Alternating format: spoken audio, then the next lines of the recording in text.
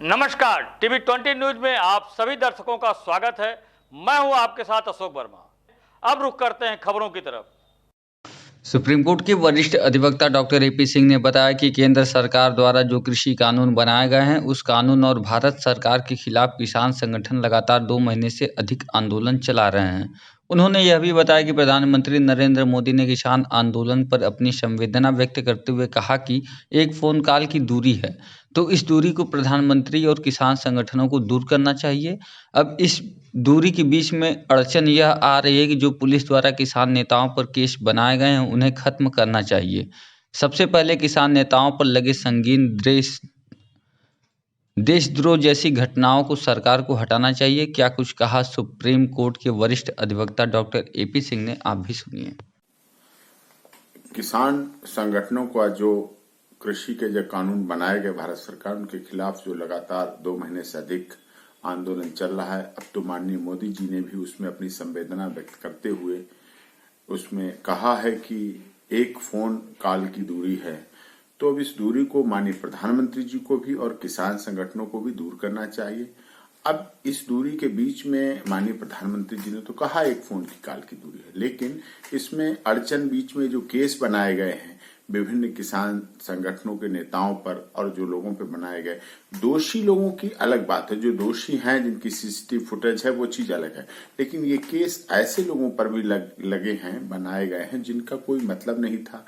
लाल किला घटना से भी नहीं मतलब था, आईटीओ की घटना से भी नहीं मतलब था, जो अलग थे, दूर थे, अपने आंदोलन अपने धरना प्रदर्शन स्थल पर थे, जो वहां थे भी नहीं। और इन चीजों की जांच होके तो सबसे पहली बात ये भी आनी चाहिए, यदि कोई भी वार्ता भारत सरकार और किसान संगठनों के बीच में होती है तो कि जो किसान संगठन के नेताओं पर जो वार्ता में शामिल होते थे उन पर देशद्रोह जैसी संगीन धाराओं के केस लगाए गए हैं। तो ये भी एक सवाल पैदा होता, क्या देशद्रोहियों के साथ 12 दौर की वार्ता हुई? नहीं, बिल्कुल नहीं। तो क्या अब देशद्रोही है? नहीं, अब भी नहीं। तो ऐसी स्थिति में सबसे पहले ये जो केस लगाए गए हैं वो केस खत्म होने चाहिए। और यही नहीं, दिल्ली नहीं, जो अन्य प्रदेशों में अन्य जगह इनके यहाँ केसों की शुरुआत हुई तो वहां भी लगाए गए, तो वो भी खत्म होने चाहिए इस वार्ता के प्रारंभ। उसके बाद वार्ता होनी चाहिए, सद्भावनापूर्ण वार्ता होना चाहिए, दोनों पक्ष खुले दिल से वार्ता करें।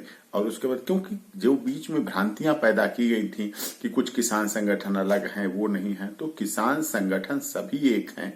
हाँ, पुलिस के दबाव में कुछ ने धरना स्थल छोड़े, धरना स्थल से हटाए गए, कहीं रुके रहे, किन परिस्थितियों में रुके रहे, कैसे कैसे रुके रहे, क्या क्या करना पड़ा रुकने के लिए, वो आप सबने देखा और आप सब जानते हैं। लेकिन जितने किसान संगठन है सब एक हैं, उनमें थोड़े बहुत मनभेद हो जाते हैं लेकिन किसी में मतभेद बिल्कुल नहीं है, सब एक साथ हैं किसान कानूनों के खिलाफ। तो ऐसी स्थिति में भारत सरकार को भी और किसान संगठन को भी खुले दिल से ये वार्ता करनी चाहिए। शांतिपूर्वक धरना प्रदर्शन यदि चल रहा है जैसा अब चल रहा है, बीच में उस दिन हुई जो असामाजिक तत्व थे वो एक अलग चीज थी, लेकिन जो शांतिपूर्वक धरना प्रदर्शन चल रहा है वो चल रहा है। और वार्ता होनी चाहिए और वार्ता का अच्छा अवसर है और ये चीज आनी चाहिए, जिससे कि बीच का जो चल रहा है दोनों पक्षों में और देश पूरा देख रहा है, विदेशों में भी बात पहुंची 26 जनवरी गणतंत्र दिवस की बात, वो ऐसा ना हो। वो दुखद रहा, लेकिन इस बात से सभी दुख व्यक्त कर रहे हैं, लाल किला की घटना हो चाहे, क्योंकि पुलिस अधिकारियों की चोट लगी वो भी अपने हैं, वो भी तो हमारे इन्हीं किसानों के बेटे हैं जवान, तो वो भी अपने हैं, वो भी गैर नहीं। और जो किसानों की मौत हुई वो भी गैर नहीं, सब अपने हैं। तो ऐसी स्थिति में ये स्थिति नहीं बननी चाहिए, यही प्रयास करना चाहिए।